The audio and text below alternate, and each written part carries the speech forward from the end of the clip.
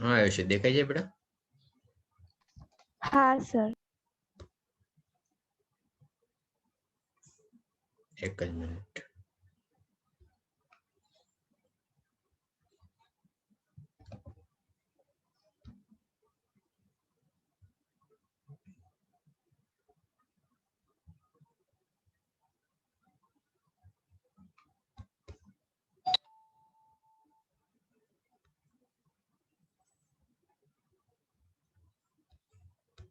Okay बेटा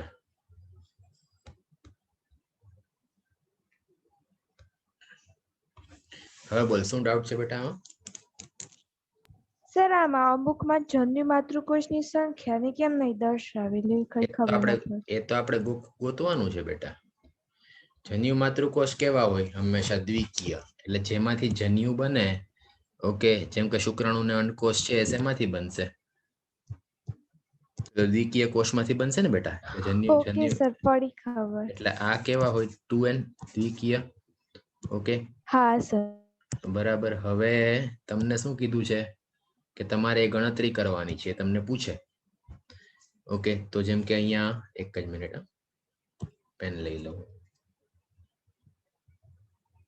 જેમ કે અહીંયા મનુષ્યમાં 2n46 હોય તો n કેટલું હોય? જન્યુઓ 23.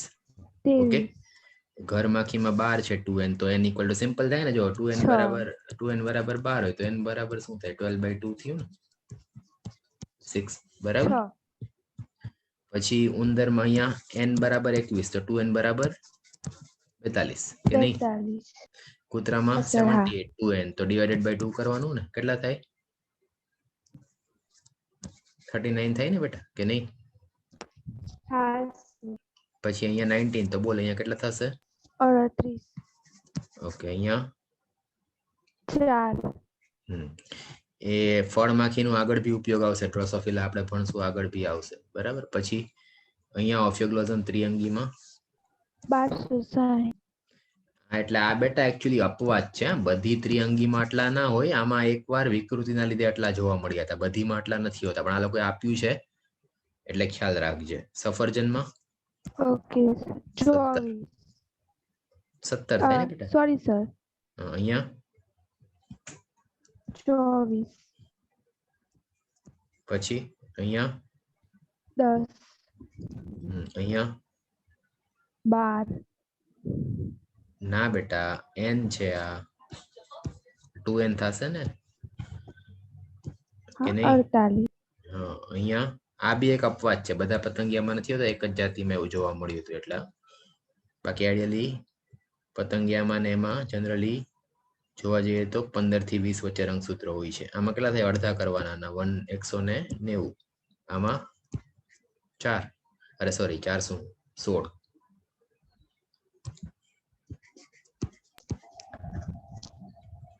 ખ્યાલ આવ્યો? હા સર. હવે જો આમાંથી હું તને કહું એ ખ્યાલ રાખજે. પતંગિયું, ઓફિયોગ્લોસમ, ઓકે, મકાઈ, પછી ઘરમાખી અને મનુષ્ય. આના ક્વેશ્ચન સેપરેટલી પૂછી શકે.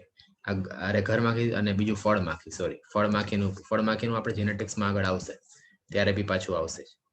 એટલે ફળમાખી, ઘરમાખી, મનુષ્ય, ઓફિયોગ્લોસમ, મકાઈ, પતંગિયું. ઓકે, આના તને ફ્રીક્વન્ટલી પૂછી શકે. ઓલવેઝ ખ્યાલ રાખવાનો કે જે જન્યુ માતૃકોષ છે હશે એ કેવા હશે? એ દ્વિકીય હશે. જન્યુ માતૃકોષ જે હશે તે દ્વિકીય હશે, બરાબર.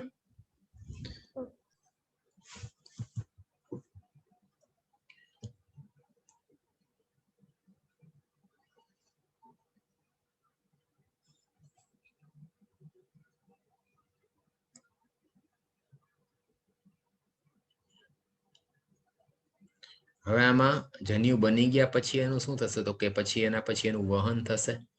તો આ ખબર જ હશે, પણ તો આમાંથી જે અમુક વસ્તુ જે છે એ સમજજે કે જન્યુ ઉત્પન્ન થયા પછી ઘણી, જેમ કે ઘણા જન્યુઓ લીલમાં ને ફૂગમાં ને આપણે ખબર, જન્યુઓ ચલિત અને માદા જન્યુ સામાન્ય રીતે અચલિત હશે.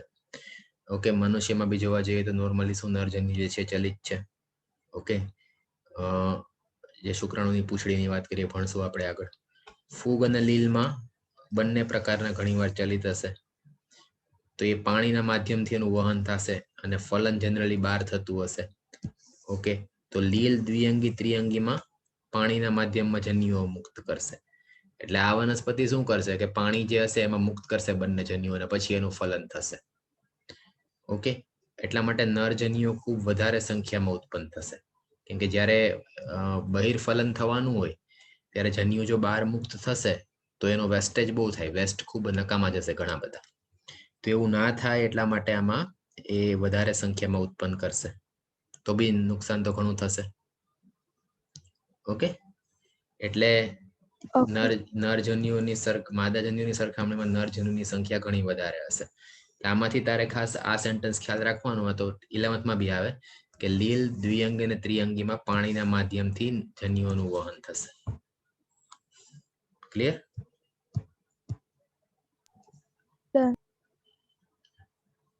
આમાં કઈ પ્રોબ્લેમ હોય તો બોલ બેટા. આ બધું આગળ આવે છે એટલા માટે ટેક્સ્ટ બુક માંથી લઉં છું. આના પછીના ચેપ્ટર થી આપણે આવી રીતે નહીં કરીએ. Done sir. ઓકે, હવે જો આવૃત બીજધારીમાં ખ્યાલ હશે કે પરાગરજ ને નર જે છે જનરલી શું થાય કે પરાગરજ જે હશે તે મુક્ત થશે, એમાં નરજન્યુ હોય, પછી એ પરાગાસન પર જશે ને, 10th માં આવતું તમારે.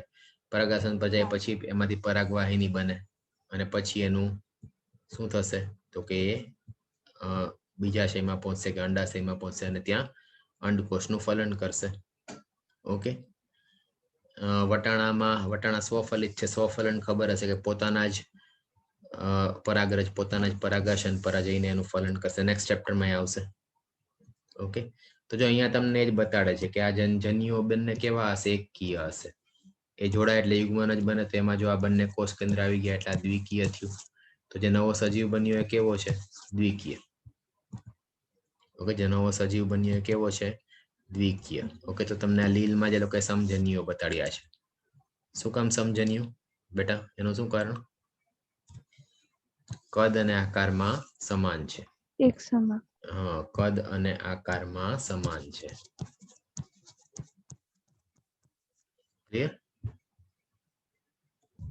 હા સર. ઓકે, જે વનસ્પતિ દ્વિસદની હશે, દ્વિસદની એટલે બેટા કેવી થાય? એકલિંગ કે દ્વિલિંગી? એકલિંગ. ઓકે, તો જે એકલિંગી હશે એમાં શું થશે? પરાગરજ જે છે એને બીજી વનસ્પતિના પરાગાસન પર જવું પડશે ને, તેના માટે પરાગનયનની પ્રક્રિયા થવી જોશે, તેના માટે વાહક જોશે ને. હા, બરાબર. તો એમાં શું થશે? દ્વિસદની અંદર એમાં વાર લાગશે. ઓકે, એટલે એમાં આ પ્રક્રિયા જે છે એમાં એ પરાગરજ જ્યારે વહન પામશે ત્યારે જ આ શક્ય બનશે. કે દ્વિસદનીમાં આપણે હમણાં જ વાત કરી કે આમાં નર અને માદા જન્યુઓ અલગ અલગ સજીવોમાં સર્જાશે. એટલે આમાં જન્યુ વહન માટે ખાસ પ્રકારની ક્રિયાવિધિ હોય. ઓકે, તો આમાં અલગ અલગ વાહકોનો ઉપયોગ થશે. ખાસ કરીને જેને આપણે શું કહેશું તો કે પરાગવાહકો. નેક્સ્ટ ચેપ્ટરમાં ડિટેલમાં પરાગવહન આપણે આજે ભણવાના છીએ. કીટકો છે, પવન છે, પાણી છે, બધા એમાં કાર્ય કરશે દ્વિસદનીમાં. ઓકે, આ તો ઠીક છે, બટ આગળનું જે છે ને મેં સેન્ટેન્સ કીધું ને ઇમ્પોર્ટન્ટ છે. આ તો બધું હમણાં આવશે જ આગળ 12th નેક્સ્ટ ચેપ્ટરમાં. Okay, okay. હવે જો આમાં બીજું શું છે, જન્યુઓ મુક્ત થઈ ગયા પછી તો જન્યુઓનું જોડાણ થશે ને. જન્યુઓ મુક્ત થયા પછી તો જન્યુઓનું જોડાણ થશે. હા. બરાબર, તો જોડાણ થવાની પ્રક્રિયાને આપણે શું કહીએ? ફલન. ફલન. બરાબર, તો ફલનમાં તમને ખબર છે કે જન્યુનું જોડાણ જે છે એને જન્યુ યુગ્મન કે સિનગેમી. આ યાદ રાખજે, આ પૂછે છે સિનગેમી, ગુજરાતીમાં યુઝ થાય છે. એટલે દ્વિકીય યુગ્મન જ બનશે. ઓકે, એટલે શું બનશે? દ્વિકીય યુગ્મન જ. કેમ કે હમણાં વાત કરીએ એમ જન્યુઓ તો n+n હોય, તો જોડાય તો શું થાય? બંનેમાંથી 2n બને ને. 2n. ઓકે, એટલે બહુ ઈઝી જ છે. અને જનરલી આ તો તું 11th મારી પાસે ભણી નથી, બાકી 11th માં હું બધું કરાવી દઉં 3rd 4th ચેપ્ટરમાં. તો આપણે અહીંયા પાછું એટલે અહીંયા ખાલી ટેક્સ્ટ બુકમાંથી અમુક સેન્ટેન્સ જોવાના રહે. હવે જો બેટા આમાંથી ક્વેશ્ચન માટે મેઇનલી આ પેરેગ્રાફ ઇમ્પોર્ટન્ટ છે. ક્વેશ્ચન માટે આ પેરેગ્રાફ ઇમ્પોર્ટન્ટ છે. ઓકે, હવે જો આમાંથી રોટીફર્સ એટલે ખ્યાલ છે, ગોળ કૃમિમાં આવશે. મધમાખી અને અમુક સરીસૃપ, અમુક ગરોળીઓ અને અમુક વાર આ પક્ષી ટર્કી. ઓકે, ટર્કી જે છે બેઝિકલી મરઘા જેવું પક્ષી છે. ઓકે, અને કુકડા જે ટાઈપનું હશે. અને એમાં આમાં અંદર ઘણીવાર આ સજીવોની અંદર જન્યુ જે ફલન જે છે એના વગર માદા જન્યુમાંથી સીધો જ નવો સજીવ બનશે. ઘણીવાર માદા જન્યુમાંથી સીધો જ સજીવ બનશે. તો આ ઘટનાને શું કહીએ? અસંયોગી જનન, અથવા ઇંગ્લિશમાં આને કહેવાય પાર્થેનોજેનેસિસ. એટલે અફલિત અંડકોશમાંથી સીધો જ સજીવ બને છે. તો આ પૂછે છે કે પ્રાણીઓમાં, કેમ કે જો આપણે અસંયોગી જનન વનસ્પતિમાં આવશે અને પ્રાણીમાં આવશે. ગુજરાતીમાં બંનેનો શબ્દ સેમ છે. ગુજરાતીમાં બંનેને વનસ્પતિમાં અને અસંયોગી જનન જ કહે છે. ઓકે, ઇંગ્લિશ શબ્દ અલગ છે. પ્રાણીઓ માટે પાર્થેનોજેનેસિસ યુઝ થાય અને વનસ્પતિ માટે એપોમિક્સિસ યુઝ થાય. એ સેકન્ડ આના પછીના ચેપ્ટરમાં આવશે બેટા, એટલે હું ત્યારે કહીશ. ઓકે, તો રોટીફર્સ એટલે અમુક ગોળ કૃમિ, મધમાખી અને અમુક ગરોળીઓ અને પક્ષી ટર્કી. ઓકે, જે બેઝિકલી મરઘાના કુળનું પક્ષી છે. એની અંદર શું હશે કે ઘણીવાર માદા જન્યુ જે હશે, ઓકે, એમાં ફલન વગર જ એમાંથી ડાયરેક્ટ સજીવ બનશે. ઓકે, તો સામાન્ય રીતે આવો સજીવ બને તો એ આમાં એકકીય હોય એવું તમે, તો આ બધા પ્રક્રિયાને તમે શું કહો? અસંયોગી જનન. અસંયોગી જનનની વ્યાખ્યા ઘણીવાર પૂછાય છે. આજ પેરેગ્રાફ અને આ એક્ઝામ્પલ, એટલે આ ટેક્સ્ટ બુકમાં તારી ખાસ તું માર્ક કરી લેજે. ઓકે. આમાં કોઈ પ્રોબ્લેમ? ના સર. રોટીફર એટલે ગોળ કૃમિ થશે, એ ખ્યાલ રાખજો. હવે જો આમાંથી તમને એવા ક્વેશ્ચન પૂછે આ પેરેગ્રાફમાંથી કે કઈ જગ્યા પર જે છે ફલન થશે. ઓકે, કઈ જગ્યા પર ફલન થશે? ઓકે, તો લીલ અને માછલીમાં મોટા ભાગે પાણીમાં થશે. ઓકે, એટલે સજીવના દેહની બહાર ફલન થાય તો એને આપણે બાહ્ય ફલન કહીએ ને.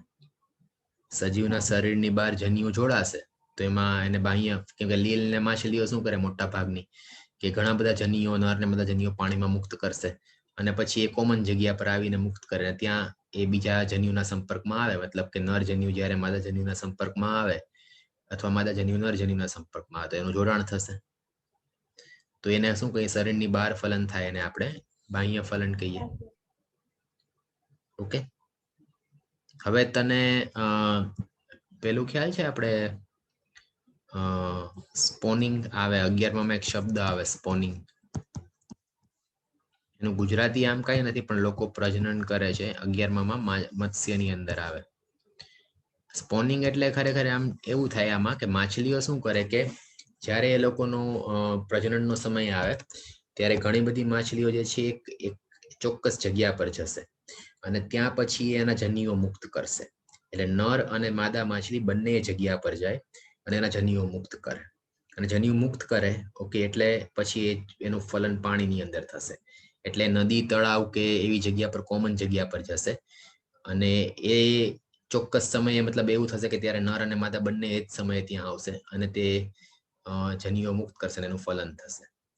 હવે આવું એ લોકો કઈ રીતે કરે છે એ ખબર નથી પડતી. ઘણી માછલીઓ તો એવી છે કે જીવનકાળ એનો ગુજારે દરિયાની, જેમ કે સેમન માછલી છે તો એ દરિયા, આમ જોવા જઈએ તો એનો જીવનકાળ જે છે એ નદીમાં હોય, પણ જ્યારે ઈંડા મૂકવાનો સમય આવે ત્યારે તે હજારો કિલોમીટર ટ્રાવેલ કરી અને દરિયામાં ઈંડા મૂકવા જાય છે સ્પોનિંગ માટે. તો આવી ઘણી બધી માછલીઓમાં જોવા મળે છે સ્પોનિંગ જે છે. ઓકે, તો જો આમાં એટલા માટે જ આ વાક્ય છે કે જે બાહ્ય ફલન દર્શાવશે એમાં જન્યુઓનું જે મુક્ત થવું એમાં તાલમેલ બહુ જરૂરી છે. મતલબ કે નર અને માદા બંને જો જન્યુ એક સાથે મુક્ત કરશે એક જ જગ્યા પર તો જ બાહ્ય ફલન થશે ને બેટા, બાકી તો નહીં થાય. ઓકે, એટલે આ તને આમાં એક્ઝામ્પલ ખબર હોય છે કે ઉભયજીવી માછલી અને લીલ. ઓકે, ઉભયજીવી માછલી અને લીલ ની અંદર બાહ્ય માધ્યમ કે જેમ કે દેડકા પણ શું કરે? પાણીમાં જ મુક્ત કરે. તને ખ્યાલ હોય તો જન્યુઓ પછી પાણીમાં જ ફલન થશે. ઓકે, એટલે એક જ સાથે નર અને માદા એક જ જગ્યા પર આવીને જન્યુઓ મુક્ત કરશે તો જન્યુ યુગ્મનની તક વધશે. એક્ઝામ્પલ તરીકે અસ્થિ મત્સ્ય અને દેડકા. જો આ બી એક્ઝામ્પલ, આમાંથી એક્ઝામ્પલ જ ઇમ્પોર્ટન્ટ છે. ઓકે, હવે આમાં પ્રોબ્લેમ શું હોય? બાહ્ય ફલન થાય એટલે ફલન થયા પછી જે સંતતિ હશે એના શિકારીઓ દ્વારા કે ભક્ષકો દ્વારા નાશ થવાના ચાન્સ વધી જશે. એટલે આ ઘણા બધા એટલા માટે જ અંડકોષ મુક્ત કરશે કે જન્યુઓ મુક્ત કરશે, જેથી કરીને જન્યુઓનો નાશ થાય તો બી ફલન થઈ શકે અને ઘણા બધા સજીવ ઉત્પન્ન થાય, એમાંથી અમુક જ જે હશે તે આપણે કહી શકીએ કે પુખ્ત અવસ્થા સુધી પહોંચશે. તો આમાંથી તને એક્ઝામ્પલ ખાસ ખ્યાલ હોવા જોઈએ. એક તો અસ્થિમત્સ્ય વાળું, દેડકા વાળું, ઓકે, ઉભયજીવીઓ, માછલીઓ અને લીલ, એટલું તને ખબર હોવી જોઈએ. બીજું કઈ આમાંથી ખાસ પૂછ, બીજું અસંયોગી જનન ઇમ્પોર્ટન્ટ છે આમાંથી ક્વેશ્ચન માટે. ઓકે, અહીંયા તને આ લોકોએ બતાડ્યું છે કે આવી રીતના પરાગરજ છે. ઓકે, લેટ્સ સે કે આ જો એક જ મિનિટ, આ પરાગરજ છે, એમાંથી આ દેખાય છે, આ યલો જે છે આ પરાગનલિકા બને કે પરાગવાહિની બનશે કે જેમાંથી નરજન્યુઓ જે છે પરાગાશનમાં પસાર થશે. એ તો આપણે નેક્સ્ટ ચેપ્ટરમાં ડિટેલમાં આવશે જ ઓલરેડી.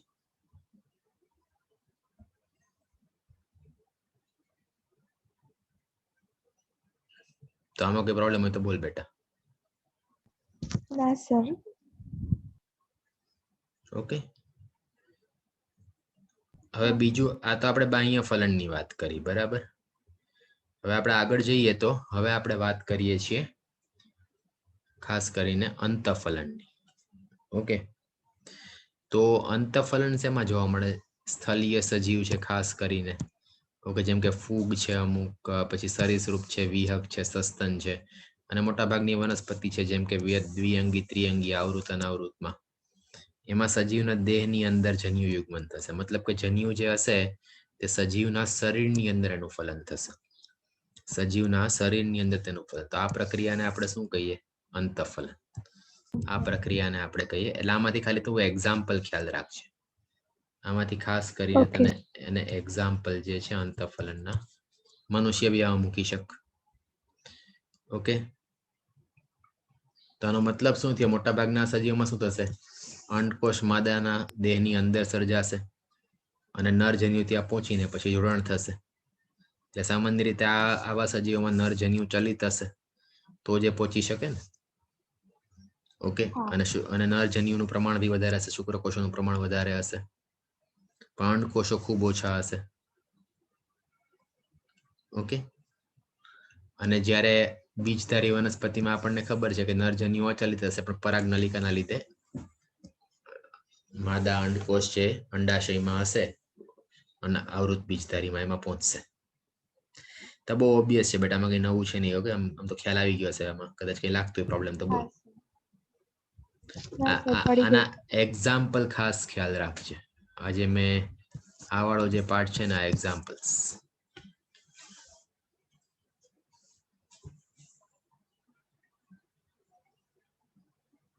આ ચેપ્ટર ખરેખર આ લોકોએ મજાક કરવા માટે મૂક્યું, આમાં 12th ઈઝી લાગે એટલે. બાકી આમાં કઈ આ ચેપ્ટર કોઈ પોઈન્ટ જ નથી આમ જોવા જઈએ તો. નીટમાં તો ક્વેશ્ચન નથી પૂછતા આમાં. ઓકે, હવે જો, હવે યુગ્મનજ કે યુગ્મન દ્વિકીય બની જશે પછી જે ઘટનાઓ થશે એને આપણે શું કહીએ છીએ? પશ્વફલનીય ઘટના. એને આપણે કહીએ છીએ પશ્વફલનીય ઘટના. ઓકે, તો આમાં શું થાય? આમાં મેઇનલી શું આવશે પશ્વફલનીય ઘટનામાં? તો કે યુગ્મનજ બની ગયું પછી એમાંથી યુગ્મનજમાંથી જે એમાં કોષ વિભાજન થશે. યુગ્મનજની અંદર શું થાય? તો કે કોષ વિભાજન થાય, પછી એમાંથી આગળ જતા ભ્રૂણ બનશે. ઓકે, તો આ બધી પ્રક્રિયા જે છે ભ્રૂણજનનની પ્રક્રિયા મુખ્ય રીતે આમાં આવશે. પણ અહીંયા આ લોકો જનરલ કે છે. ઓકે, તો જેમ કે જેમાં બાહ્ય ફલન થતું હશે, જે સજીવની અંદર બાહ્ય ફલન થતું હોય, ઓકે, એમાં શું થશે કે જેમાં બાહ્ય ફલન થશે એમાં યુગ્મનજ પાણીમાં કે બહારના માધ્યમમાં થશે. અંતઃફલનમાં માદા શરીરની અંદર થશે ને, જેમ કે મનુષ્ય. Okay, okay. કઈ કઈ ના સમજાય તો કહેજે બેટા. આ બહુ ઓબ્વિયસ છે એટલા માટે હું આમાંથી બહુ વધારે હા ટાઈમ સર, ના. પડી છે ખબર. એટલે આમાં કેવું છે યાર, આ બેટા બહુ આમાં કઈ ખાસ છે નહીં, એટલે બહુ કોઈ પોઈન્ટ નથી વધારે વાર્તા કરવાનો. ઓકે, હવે સી આમાં આપણે જોવા જઈએ તો યુગ્મનજનો વિકાસ એના જીવન ચક્ર અને સજીવ પ્રમાણે નક્કી થશે. ઓકે, જેમ કે લીલ ને ફૂગમાં શું થશે? ઘણી વાર આદર્શ પરિસ્થિતિ નહીં હોય. આદર્શ પરિસ્થિતિ નહીં હોય તો યુગ્મનજ જે હશે તે મતલબ કે બીજાણુમાં અથવા જાડી દિવાલ બનાવશે એટલે એનું અંકુરણ નહીં થાય, એટલે એ નિષ્ક્રિય થઈ જશે, એને વિરામનો સમયગાળો કીધો છે. ઓકે, જેને વિરામનો સમયગાળો, એટલે મતલબ કે શું થશે, લીલ ને ફૂગમાં યુગ્મનજ તો દ્વિકીય બની ગયો, હવે કન્ડિશન જે છે આઈડિયલ નથી, તો આ જ અવસ્થામાં એની ફરતે આવરણ બનાવી અને નિષ્ક્રિય અવસ્થામાં એ પડ્યો રહેશે, અને જ્યારે એને અનુકૂલિત પરિસ્થિતિ જોવા મળશે આસપાસની, ત્યારે એમાંથી અંકુરણ થશે. ઓકે, એના માટે લીલ ફૂગનું જીવન ચક્ર બેટા ખ્યાલ હોવું જોઈએ. 11માં આવે, મેં નોટ્સ મોકલી એમાં છે, એટલે એકવાર જોજે. ઓકે, આ આપણે 11th તું ભણીએ એકવિધ ને દ્વિવિધ જીવન ચક્ર, યાદ છે બેટા? ફર્સ્ટ યુનિટમાં એકવિધ, એક દ્વિવિધ. તો જે સજીવોમાં એકકીય જીવનનો, જેમ કે લીલ ને ફૂગમાં એકકીય સમયગાળો, મતલબ એકકીય અવસ્થામાં એ સજીવ જે છે એ પ્રભાવી અવસ્થા હોય તો એને એકવિધ જીવન ચક્ર કહેવાય. મનુષ્યમાં દ્વિવિધ, જે દ્વિકીય પ્રભાવી અવસ્થા છે તેને દ્વિવિધ કહીએ. ઓકે, અને જેમાં બંને જોવા મળતી હોય અમુક અમુક સમય માટે એને એક દ્વિવિધ કહેવાય. તો આપણે અહીંયા જે લીલ ને ફૂગ છે કેવી આવે, તો કે એકવિધ. અમુક લીલ જે છે એક દ્વિવિધ પણ આવે, પણ મોટા ભાગની લીલ ને ફૂગ આપણે જોશું તો એકવિધ હશે. 11માં 3rd ચેપ્ટરમાં આવે. નોટ્સમાં જોજે, થોડું તને ખ્યાલ આવશે. ઓકે, બરાબર. આ દ્વિવિધ એટલે એમાં દ્વિકીય જે છે ડોમિનન્ટ કે પ્રભાવી હશે. તો જેટલા પણ સજીવો લૈંગિક પ્રજનન દર્શાવે છે એની અંદર શું છે કે એક જ કોષ તરીકે યુગ્મનજથી એમની શરૂઆત થશે. એક જ કોષ તરીકે યુગ્મનજથી એમની શરૂઆત થશે, અને પછી એમાંથી વિભાજનથી પછી આખો સજીવ બનશે. આપણી શરૂઆત પણ એ જ રીતે થઈ હતી. ઓકે, હવે જો અહીંયા નેક્સ્ટ છે ભ્રૂણજનન. હવે આ કોને કહેવાય, તો ખ્યાલ રાખજે કે યુગ્મનજમાંથી જે ભ્રૂણના વિકાસની પ્રક્રિયા છે, ઓકે, એને આપણે કહીએ છીએ ભ્રૂણજનન.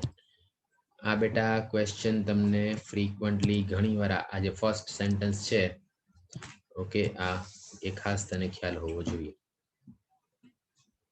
તો કઈ કઈ પ્રક્રિયા થશે? કોષ વિભાજન અને વિભેદન. બરાબર ને? ભ્રૂણ એ યુગ્મનજમાંથી કોષ કયું વિભાજન થાય? સંભાજન. કેમ કે એક દ્વિકીય કોષમાંથી શું બનશે? સામાન્ય રીતે બીજા દ્વિકીય કોષ જ બનશે ને, બરાબર? તો આ સંભાજન થયું ને, એટલે તને આ બે વાક્ય ખ્યાલ હોવા જોઈએ કે ભ્રૂણજનન દરમિયાન યુગ્મનજ સંભાજનથી કોષ વિભેદન બંને પ્રક્રિયા થશે. તો આપણે પહેલા જ વાત કરી કે કોષ વિભાજનમાં શું થશે? ભ્રૂણમાં કોષોની સંખ્યામાં વધારો થાય, ઓબ્વિયસ છે. વિભેદન કોને કહેવાય, ખ્યાલ છે બેટા?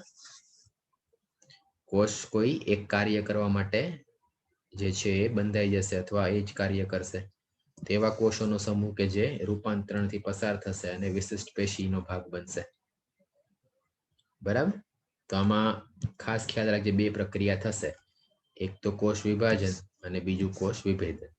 ભ્રૂણજનન વખતે આ ક્વેશ્ચન પૂછે કે ભ્રૂણજનનમાં કઈ બે મુખ્ય પ્રક્રિયાઓ થાય છે? નીટનો ક્વેશ્ચન છે, તો આન્સર આવે ભ્રૂણજનનની અંદર કોષ વિભાજન અને કોષ વિભેદન. તો જ અંગો બને ને, પેશી બને તો જ અંગ બનશે.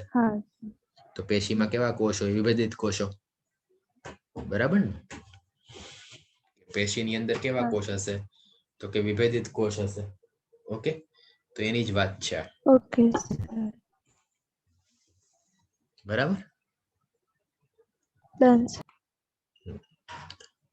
આજે થોડું વાર્તા જેવું છે. એકવાર ઘણી વાર આ ચેપ્ટર તો હું એવી સલાહ આપું બધાને કે જ્યારે કઈ ન કરવું હોય ને, કઈ વાંચવાની ઈચ્છા હોય, ટાઈમ પાસ કરવું હોય ને, ત્યારે વાંચવું રાતે. ઓકે, હવે જો આમાંથી પાછા બે વસ્તુ ઇમ્પોર્ટન્ટ છે ક્વેશ્ચન માટે. તો એક છે કે એક શું છે કે જે પ્રાણીઓમાં યુગ્મનજનો વિકાસ માદાના શરીરની બહાર થશે, ઓકે, કે અંદર, તો એના આધારે બે પ્રકારના પ્રાણી હોય ને બેટા. એક તો આપણે કહીએ જે ઈંડા મૂકશે કેવા અંડ પ્રસ્રવી, અને જે બચ્ચાને જન્મ આપે કેવા અપત્ય પ્રસવી. આ ખ્યાલ છે કે નહીં બેટા? સાંભળ્યું હશે ને? ઓકે, તો પક્ષીઓ જે છે સામાન્ય રીતે કેવા ઈંડા મૂકે છે? તો કે ફલિત ઈંડા જે છે મૂકશે અને બચ્ચાનો જન્મ આપશે. સરીસૃપ જે છે અને પક્ષીઓમાં અંડ પ્રસરવી છે. હવે ઈંડાની બહાર જે વ્હાઈટ કલરનું આવરણ હોય એ શેનું બનેલું હોય? તો કે કેલ્શિયમથી. એ ખ્યાલ રાખજે બેટા. શેનું બનેલું હોય? Calcium carbonate. કેલ્શિયમ. એ પૂછે છે કે શેનું બનેલું હોય, તો આન્સર આવે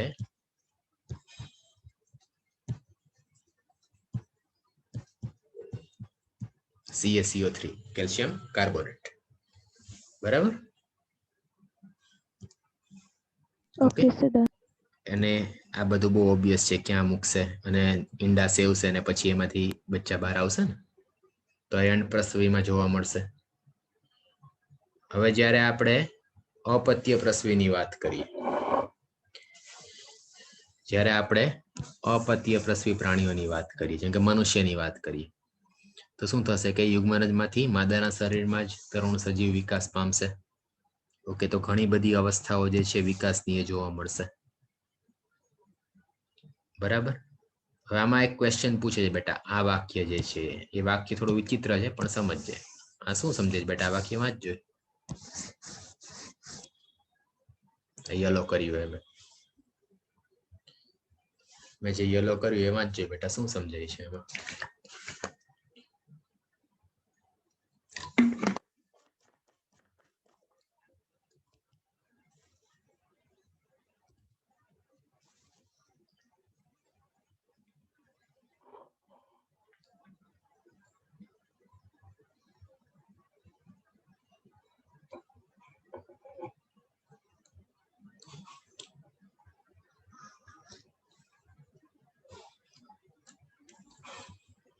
સમજાણું બેટા? શું કહેવાય? ખ્યાલ આવે છે કે આ શું કહે છે વાક્ય? સર તરુણીય ઉત્તજીવિતા એ કઈ ખબર ના પડી. હા, એટલા માટે જ મેં કીધું. આનો મતલબ એવો છે કે જે અપત્ય પ્રસવી હશે ને, બરાબર, અને આનો એક MCQ પણ હતો, એની અંદર શું હશે કે એના જે બચ્ચા જે હશે, કે એના જે ભ્રૂણનો વિકાસ થશે, એ લોકો ફલન થયા પછી પુખ્ત ઉંમર સુધી પહોંચવા અથવા તરુણ અવસ્થાથી આગળ પહોંચવા માટે એમાં વધારે ચાન્સ છે કે સક્સેસફુલ વધારે જ હશે. મતલબ કે અપત્ય પ્રસવીમાં બચ્ચા પુખ્તમાં પરિવર્તિત થવાના વધારે ચાન્સ છે, કેમ કે એમાં એ લોકો જીવી જશે એની શક્યતા વધારે છે.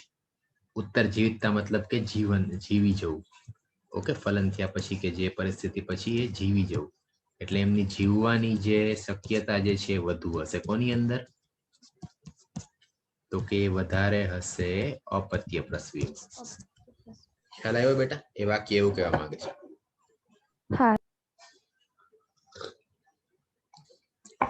ઓકે, તો આમાંથી તને એ બે વસ્તુ ખ્યાલ હોવી જોઈએ. અંડપ્રસવી અપત્ય પ્રસવી કોને કહીએ? બીજું, જે સજીવો ઈંડા મૂકે છે એનું આવરણ શેનું બનેલું હશે? બરાબર, કેલ્શિયમ કાર્બોનેટ. ઓકે,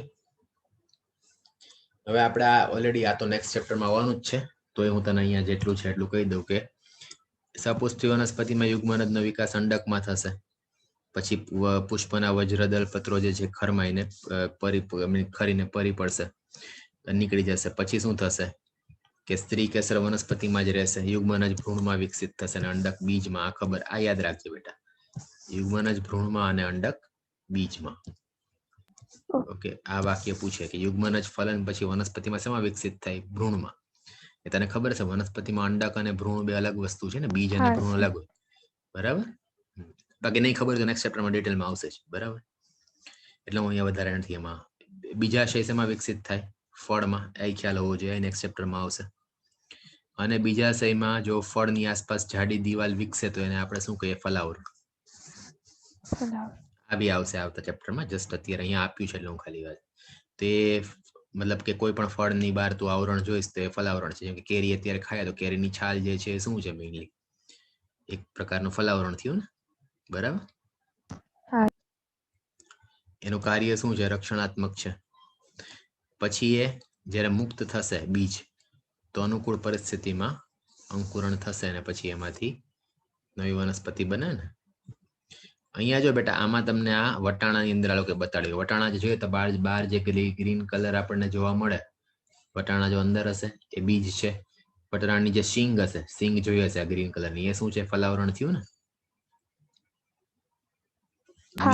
બીજ એટલે સીડ ઉપરથી બીજ એટલે S, અને પેરિકાર્પ એટલે ફલાવરણ માટે P ઉપયોગમાં લીધું છે.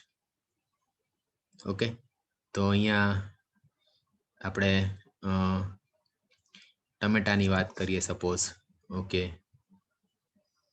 કે બીજા ઘણા બધા ફ્રૂટની, આ શક્કરટેટીની વાત કરીએ, તેમાં બી તમને અંદર બીજ હશે અને બહાર ફલાવરણ હશે. ઓકે, અહીંયા મોસંબી વગેરેની વાત કરીએ, જામફળની વાત કરીએ, તો એ જ બતાડ્યું છે કે ફલાવરણ કયું અને બીજ કયું. તો વટાણાની સિંગમાં વટાણા જે છે બીજ છે ને બાર સિંગ છે ફલાવરણ છે. એટલે આપણે આ ડાયાગ્રામ ઘણી વાર મૂકી દો તો ખ્યાલ હોવો જોઈએ. આમ તો બહુ ટાઈમથી પૂછતા નથી, પણ તો બી. ઓકે. હવે બોલ, તને આ ચેપ્ટરમાં કઈ તકલીફ હોય તો. ના સર, નથી.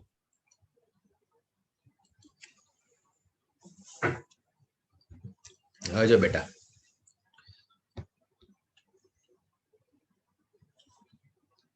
આમાં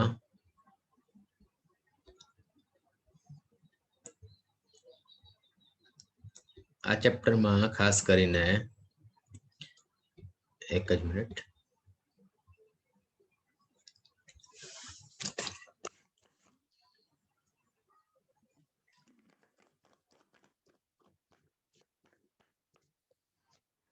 સમજજે.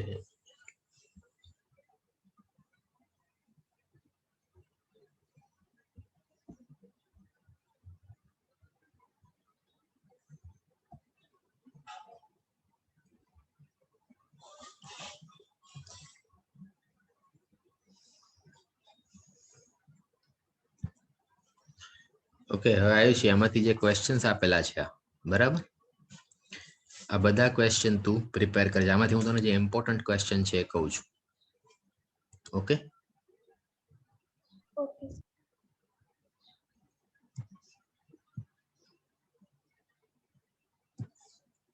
આ 3 ઇમ્પોર્ટન્ટ છે.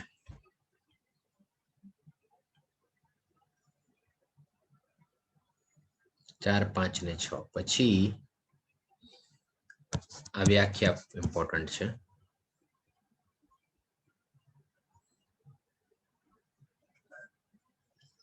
પછી આ બેટા ક્વેશ્ચન સમજાણો 10મા નંબરનો.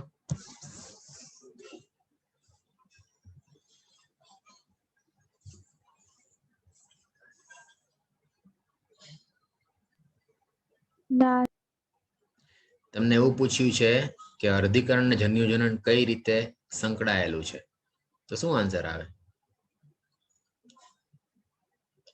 જન્યુજનન જે છે અથવા જન્યુ નિર્માણ હશે એક એ કોષીય હોય. હા, પણ અર્ધીકરણ વગર બનશે? શક્ય જ નથી ને અર્ધીકરણ વગર. ના. ઓકે, અર્ધીકરણ થશે આવી રીતે તો જ જન્યુઓ બનશે ને. અર્ધીકરણ વગર જન્યુઓ નિર્માણ જ નહીં થાય, એ સમજાવવાનું છે. ઓકે, હવે તમને અલગ અલગ ભાગ આપ્યા છે. આ નીટમાં MCQ તરીકે પૂછ્યું હતું બેટા. તો આમાં તારે નક્કી કરવાનું કે કયું કેવું હશે, એકકીય અને દ્વિકીય. તો આ યુગ્મન જ કેવું હોય બેટા? દ્વિકીય. નરજન્યુ એકકીય. પરાગરજ પરાગરજ કેવી હશે? એકકીય. અંડકોષ પરાગાશય દ્વિકીય. અંડાશય દ્વિકીય. બરાબર. બીજું બેટા આમાંથી ક્વેશ્ચન્સમાં ઓકે 12, 14 ઇમ્પોર્ટન્ટ છે. ગુજરાત બોર્ડ વાળાને ગમે. અને આ લાસ્ટ ગુજરાત બોર્ડ વાળાને આમે જે ટોપિક જે છે ને ગુજરાત બોર્ડમાં એ લોકો જેમાં કોઈ લોજિક નો હોય ને જે ખાલી વાર્તા કરવાની આ ક્વેશ્ચન વધારે પૂછે.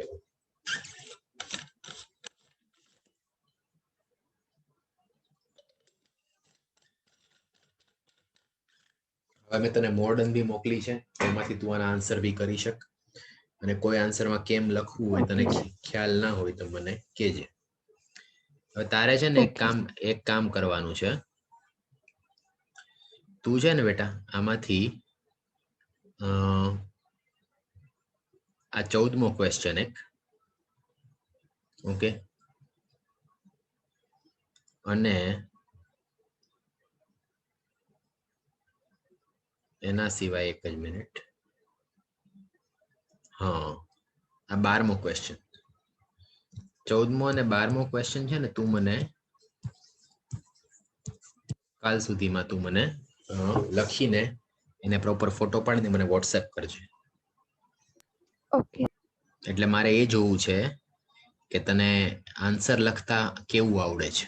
મતલબ કેવું આવડે, મતલબ તને લખતા આવડતું હશે, પણ આપણે બોર્ડમાં માર્ક્સ મેળવવા માટે અમુક રીતે આન્સર લખવા પડે. ઓકે. એટલે મારે જોવું છે, તો મને જોઈને આઈડિયા આવી જશે. એટલે ઓકે, આ તું એમ સમજજે કે આ જે 12મો ક્વેશ્ચન છે ને, એ 3 માર્કનો ક્વેશ્ચન છે. ઓકે, અને આ 2 માર્કનો ક્વેશ્ચન છે. તો તારે બંને લખીને મોકલવાના છે. અને એક આઈ બેટા લખી નાખજે, 18મો. ઓકે, આ બી 2 માર્કનો જ છે. Okay sir. 15-20 મિનિટમાં થઈ જશે. કાં ભૂલ્યા વગરે કરી દેજે. Okay sir. એ સિવાય તને એવું લાગે કે બીજા કોઈ ક્વેશ્ચનમાં શું લખવું, કઈ રીતે લખવું, તે તારી જવાબદારી એ તારે મને કાલે પૂછવાનું રહેશે. બરાબર? Okay sir. જો ક્વેશ્ચન્સ જોઈ લીધા કયા કયા ઇમ્પોર્ટન્ટ છે? હા સર.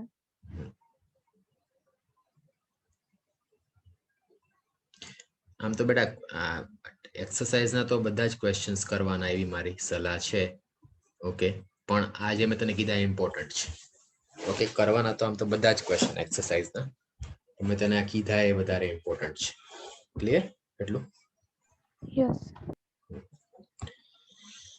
હવે આપણે એક્ઝામ્પલરના MCQ સોલ્વ કરશું આનો. હા સર. એક જ મિનિટ, હું શેર કરી દઉં પછી.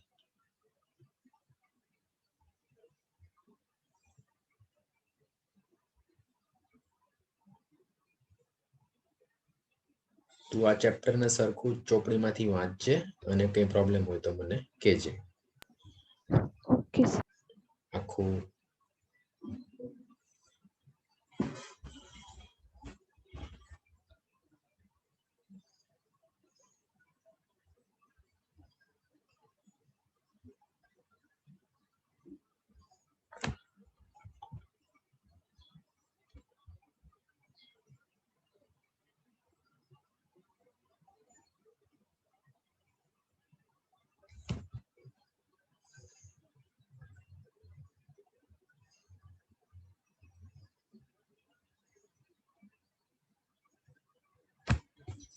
એક જ મિનિટ.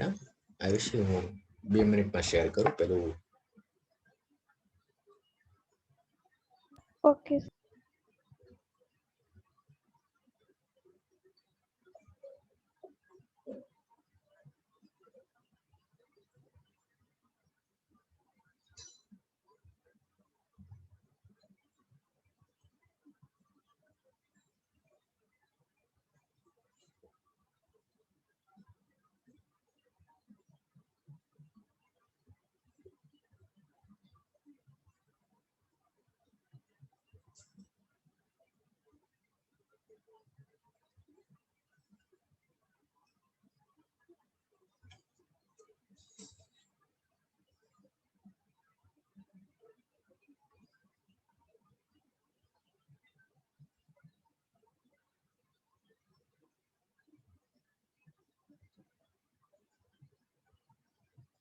મેં તને એક્ઝામ્પલ મોકલી દે આયુષી કે નહીં, મને યાદ નથી. એટલે સર કઈ? NCERT એક્ઝામ્પલર 12th ની નથી મોકલી.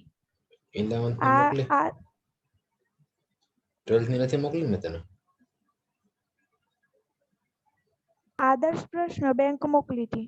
એ નહીં, એક્ઝામ્પલર નથી મોકલી ને, 11th ની મોકલી ને મેં તને. ના સર. એક જ મિનિટ.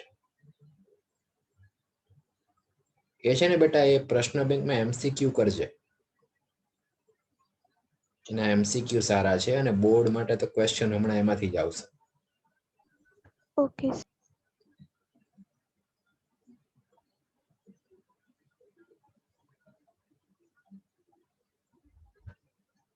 જો તને મોકલી દઉં છું એક્ઝામ્પલર પર 12માની.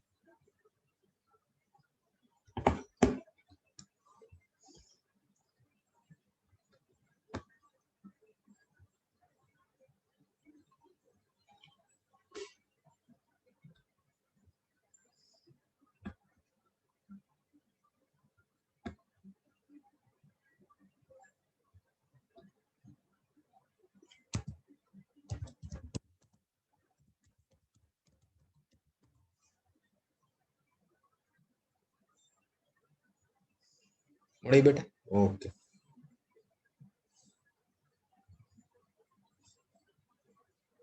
હા સર.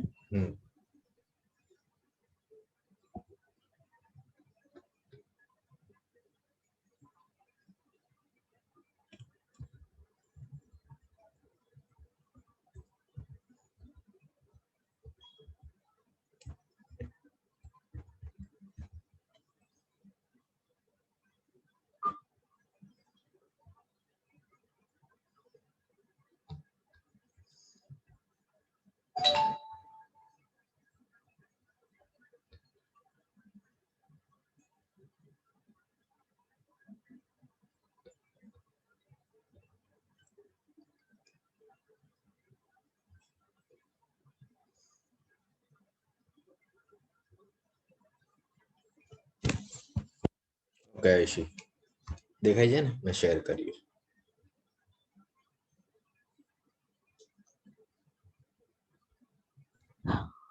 હા.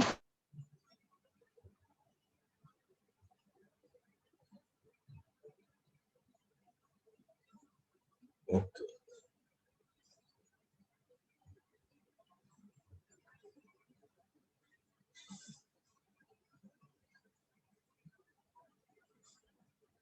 ઓકે બેટા, શું આવે ફર્સ્ટ ક્વેશ્ચન નું?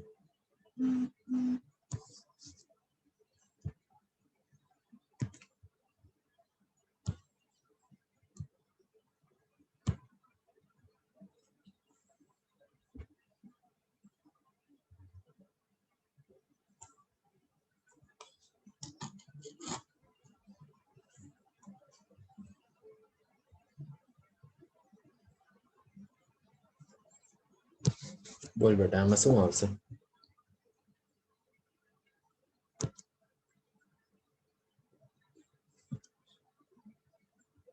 સર આમાં અલિંગી અને લિંગી બંનેનું લાઈન અનુક્રમે તને પ્રજનનના લક્ષણ આપ્યા છે, બરાબર? તારે અલિંગી અને લિંગી બંને માટે કયો સાચો પડે છે? બંને માટે કયો સાચો પડે એ કહેવાનું છે.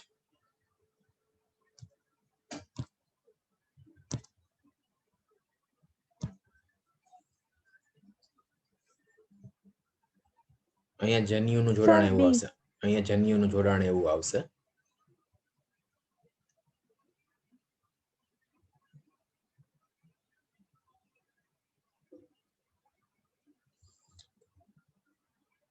ઓકે, આ બરાબર છે.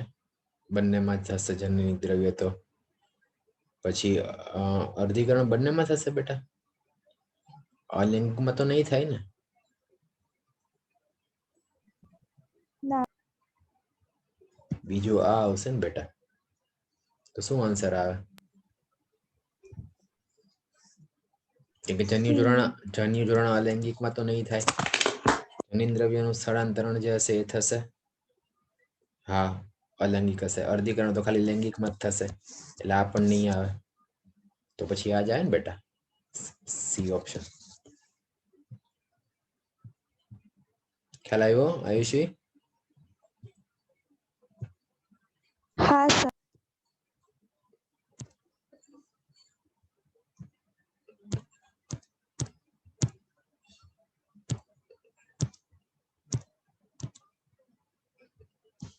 ઓકે બેટા, આમાં ક્લોન શબ્દ લૈંગિક પ્રજનનમાં ઉપયોગમાં ના કરી શકે. શું કામ? સંતતિ એ sir. Okay, very good.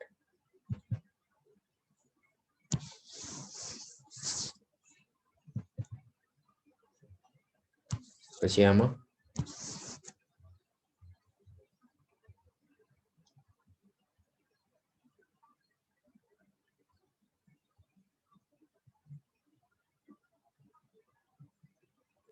Sir સુકોષ કેન્દ્રીમાં જોવા મળે. દ્વિભાજન જે છે એ સુકોષ કેન્દ્રીય એટલે જેમાં અંગિકાઓ હશે અને કોષ કેન્દ્ર ફરતે આવરણ હશે. 11માં ભણ્યા હશો તો અમુક સુકોષ કેટલાક સુકોષ અમુકમાં જોવાય મળે. પછી બીજું આદિકોષ કેન્દ્રી, કેટલાક આદિકોષ કેન્દ્રી. ઓકે, એટલે બરાબર ખ્યાલ આવ્યો બેટા. હા. પછી આમાં શું આવશે?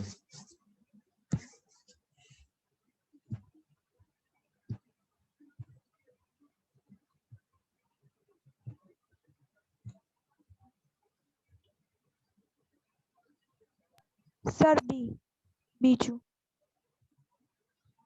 ઓકે, હવે તારે ઓપ્શનમાં શું છે? આમાં આન્સરમાં તમને શું કીધું છે? એમાં સર કેટલા વિકલ્પ સાચા છે એ આપણે નક્કી કરવાના છે.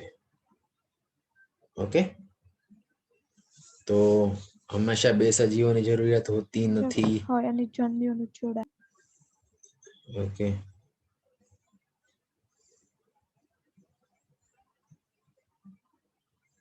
તમામ 1 ને 2 જ આવે ને બેટા, કે બીજું કઈ આવે?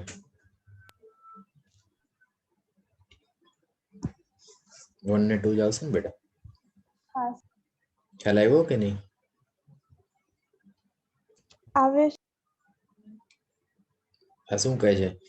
લિંગી પ્રજનનમાં હંમેશા બે સજીવોની જરૂરિયાત હોતી નથી.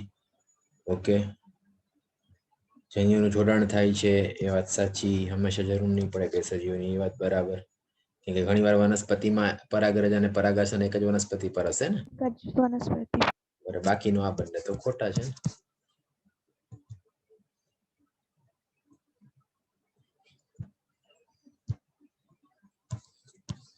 એમાં શું આવે બેટા?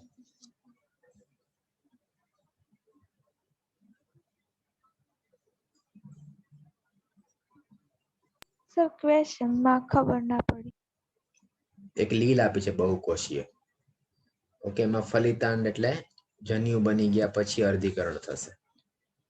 ઓકે, તો આ લીલનો જે પુખ્ત તંતુ એટલે જે તંતુ પર આ વસ્તુ થશે, ઓકે, એ શું ધરાવશે?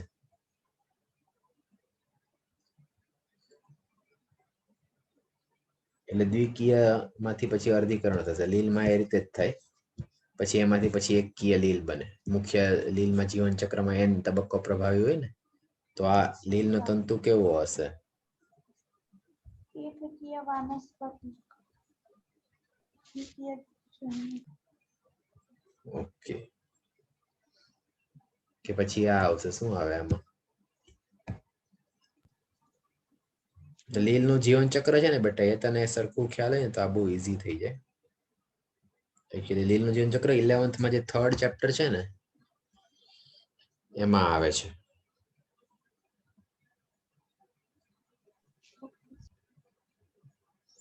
તો એકવાર છે ને જીવન ચક્ર બેટા જોજે તું.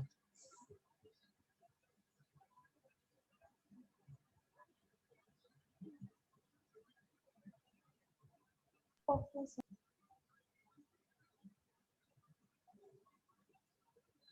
ઓકે, તો હવે આમાં તારે મને એ કહેવાનું છે આની અંદર કે લીલ જે છે એનું પુખ્ત તંતુ જે છે, હું તને કહું કે એકકીય છે.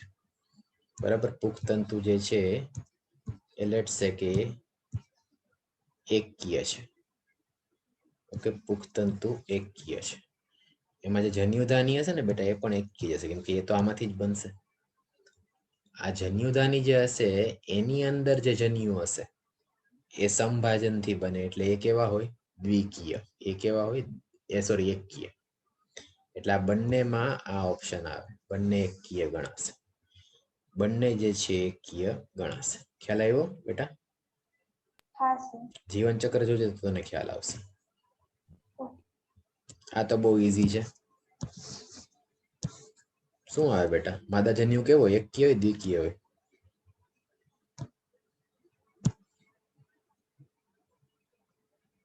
એકકીય. માદા જન્યુ જે હશે તે એકકીય હશે. એટલે હા સર. એટલે 12. બાર ફલિતાંડ જ. કે યુગ્મનજ? દ્વિકીય એ દ્વિકીય એટલે 24 24 અને પ્રાંકુર એ કેવા હોય અંકુર જે બનતા હશે એ પણ દ્વિકીય દ્વિકીય એટલે 24 બરાબર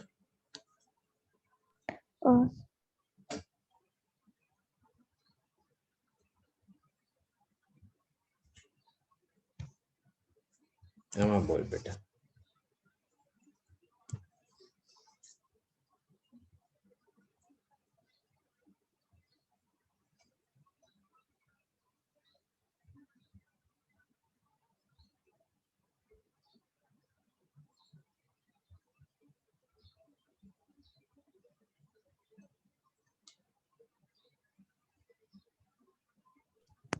સર બી પહેલું અને ત્રીજું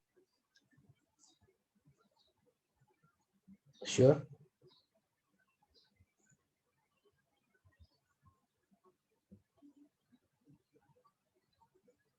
સાચા વિધાનો ઓળખવાના છે બેટા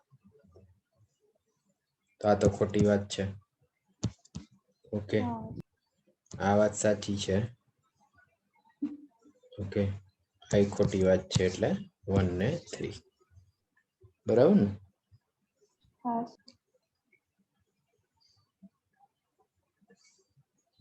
આ કરજો બેટા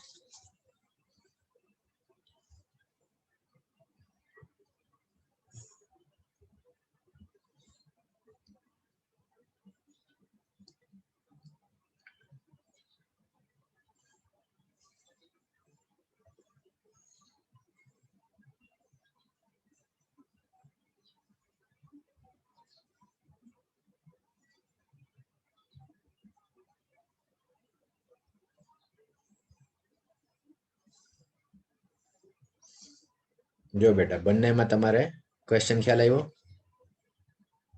હા સર પ્રશ્ન તો આ વાત ખોટી છે આ વાત સાચી છે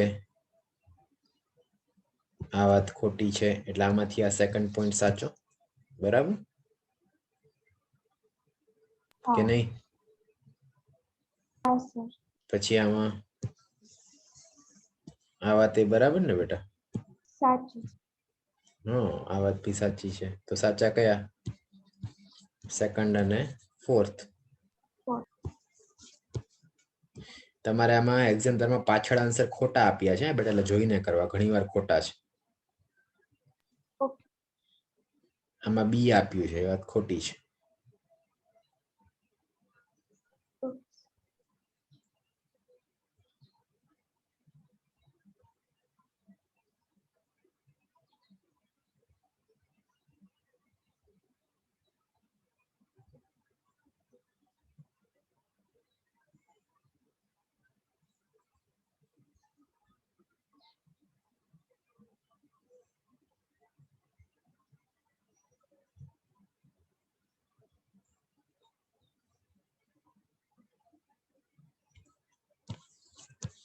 આમાં શું આવે બેટા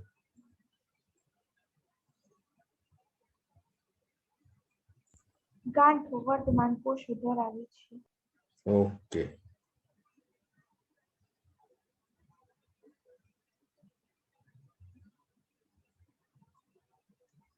આમાં બેટા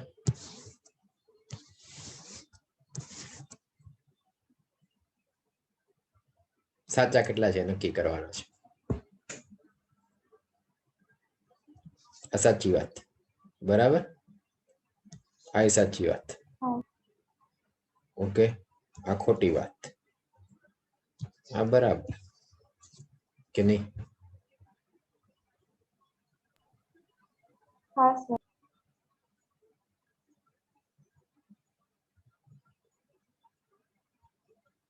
આમાં શું આવે બેટા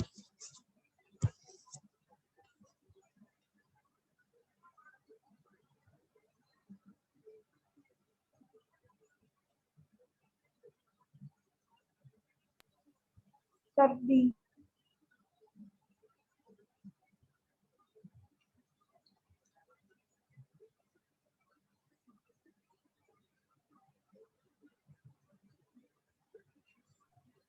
સર સી નહીં આવે.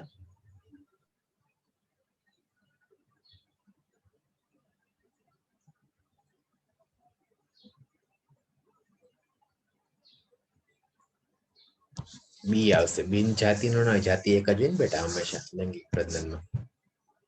હા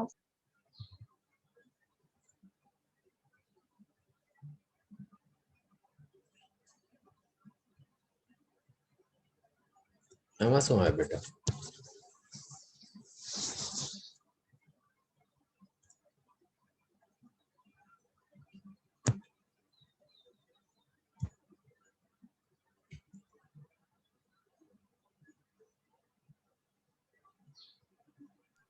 સર સી પિતૃશ્રેણી વૈષ્ણવ સંપત્તિ.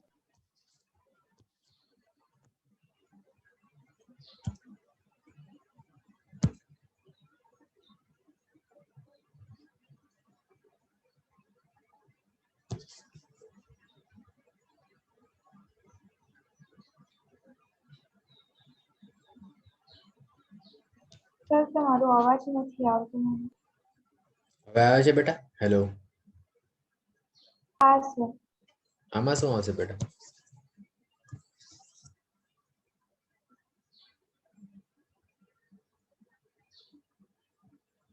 વીસ જ સર. ઓકે, આ દ્વિકીયમાં 20, તો લઘુ બીજાણુ માતૃકોષે દ્વિકીય હોય તો એમાં કેટલા? 20. ઓકે, તો હવે આમાં બોલ બેટા, આ ચેપ્ટરમાં હવે આના જે પૂછાઈ ગયેલા ક્વેશ્ચન્સ છે, બરાબર છે, એ તારે કરવાના છે. તને આવડી જશે, હું શ્યોર છું. 10-12 ક્વેશ્ચન જ છે. તને બુક મોકલી છે ને ચેતનની, એમાંથી. હા સર. ઓકે, એમાંથી તારે કરવાના છે. તને હું હવે આ ચેપ્ટરની નોટ્સ પણ હમણાં મોકલી દઉં છું. ઓકે, મારા સ્ટુડન્ટની જ છે, તો એ અને એમાંથી તને કોઈ ક્વેશ્ચન ના આવડે તારે મને પૂછવાનું રહેશે, બરાબર? ઓકે. હવે જો, તો તું એ કરી લેજે, અને કાલે કઈ ડાઉટ હોય આ ચેપ્ટર માંથી તો મને પૂછજે, ઓકે. બરાબર? બાકી હવે કાલે આપણે શું સ્ટાર્ટ કરશું? 12th કરવું છે, 11th કરવું છે? સર તમે કહો ચાલશે. ઓકે, તો કાલે આપણે પાછું શું કરશું કે 11th લેશું, બરાબર? ઓકે. 2 દિવસ પછી પાછું 12th. એટલે હવે તું એક કામ કરજે, આ ચેપ્ટર પ્રોપર કરી લેજે. કોઈ પણ પ્રોબ્લેમ હોય તો મને કહેજે, અને તારે પૂછાઈ ગયેલા ક્વેશ્ચન કરવાના છે. હું બાકી તને હું પૂછીશ એમાંથી પાછું, ઓકે. અને ઓલા બે તારે લખીને મને કાલ સુધીમાં, કાલે આપણું ઓલમોસ્ટ કાલ સવાર પહેલા તારે મને મોકલવાનું છે, બરાબર? સારું. ઓકે બેટા, તો ટ્યુશન છે ને 4 વાગે? હા. ઓકે, તો હું મીટિંગ એન્ડ કરું છું, બરાબર?